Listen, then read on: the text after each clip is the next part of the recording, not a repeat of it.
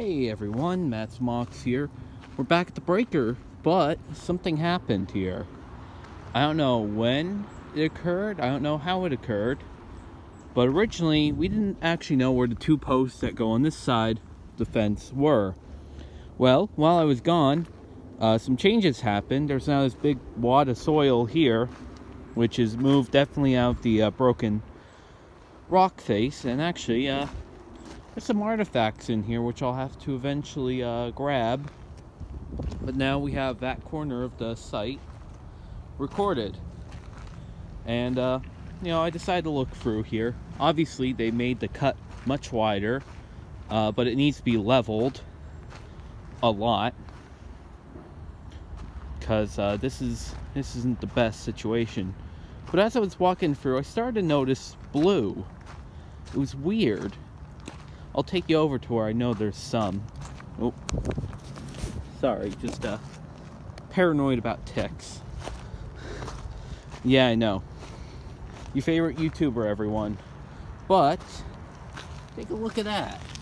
That is blue coal blue dye, and it's all over the place in this area. So I actually have in my gloves, with my one hand, I'm not actually wearing the gloves, funny enough, I'm just holding them. I took two big chunk samples with me, which I'll take back, try to clean as best as possible, and put in a bag as my first blue coal blue dye. I'd also go through here eventually. There's a couple of good bricks in here, and maybe pick out a few more samples of blue coal blue, and put them in little baggies, and I might not sell them, mostly as a fundraiser for the engine, or I'll just give them to my friends as keepsakes. This is on our property. You could see the property marker points. I know they need to do this for the fence. There's a piece of rail in there.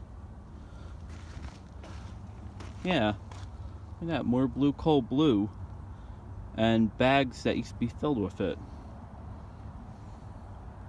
All sorts of stuff in here. This is, you could really do some investigative work here. But now we know this isn't on our side anymore. Still gonna pick out the bricks. Don't know what that marker means, because I haven't been here in a while. But yeah, our property, it curves. Ooh. I think that's a tool. I'll come back for it. Ow. Anyhow, our property actually bows up here. Now, I say it's ours, it's actually the borough's, and that's a confusing topic, which I'll have to get into at some point. And again, I'll come back for this thing once I'm done recording. But for now, I'm gonna kick it. This is like a sport, it's fun, except for when you miss. There we go. I'll kick it to where it'll be a little bit easier to get to. About as much of a walk. I know, I'm distracting. But yeah, the property project, very weird. At some point we'll really need to work out something. The borough, they got their own plans that I just don't understand everything, Anyhow, so we're gonna walk up the hill, because last time you saw a video from me moving the mine car, it was dark. Now, this is actually my first video for 2022, so of course it's a Wanamie 9 update. Not a lot has happened because of transitioning with the borough and all sorts of stuff, but the last thing we did, working with Holiday Trucking, which is located here in Ashley, we moved the mine car. This is car number 258. Still belongs to Hubert Breaker Preservation Society. They did not want to move the car for a long time, and we had problems trying to get it, but finally they agreed to let us move it. Well, through very much politics, and so the car's here. This is car number 258. Car number 100 is just down there below the hill. And you can see one of the problems, it's not facing the right way. This car is named John Marks for a kid named Jonathan Marks, who is associated with the borough through one of the borough council members, and he is suffering of cancer. So in honor of him, we decided to name the one car. Of course, we were able to do so. But there you can see is car number 100. That's filled with a fake coal load. Car number 258 is not. That'll spend a little bit of time behind 9 up here.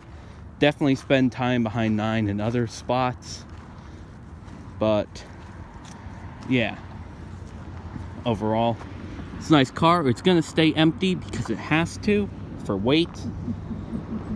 Here I was marking with some chalk, just a little bit of who and what. This is our pile of stuff. As you know, it actually has grown. Now we have a valve, bit of a pipe, a earlier DL&W style plate, tons of wood, and that's a roller off slope number 5. There's the engine. But at some point I would like to really go through and explain what's going on. It's going to be a little tough for me for a while because we're still trying to figure things out. Sometime Saturday we're going to really start with getting this stuff worked out. I'm just walking and talking here.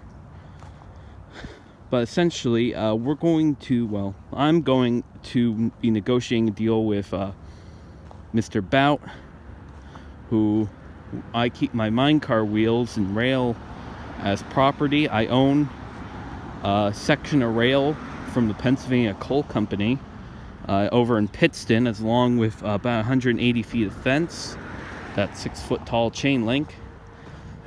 And that we have similar over here. There's the engine.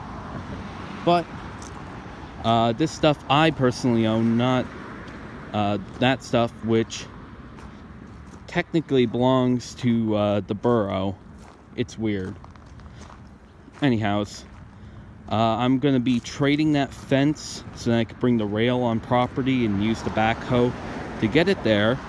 But we're also going to be recovering a section of rail that belonged to the Wilkes-Barre Railway. That is up in Dallas, and so we're going to be taking a truck over there on Saturday, loading it up and bringing it down to the studios. Unfortunately, car number 790 never rode on the Dallas line, but you'll have two pieces of Wilkes-Barre history side by side. At some point, the display over at the Trolley Museum is going to get moved around. It's going to stay up for, we're thinking, another little while, where it's going to serve as basically a piece of the Wyoming Valley Transit history in Scranton. Eventually it will come down.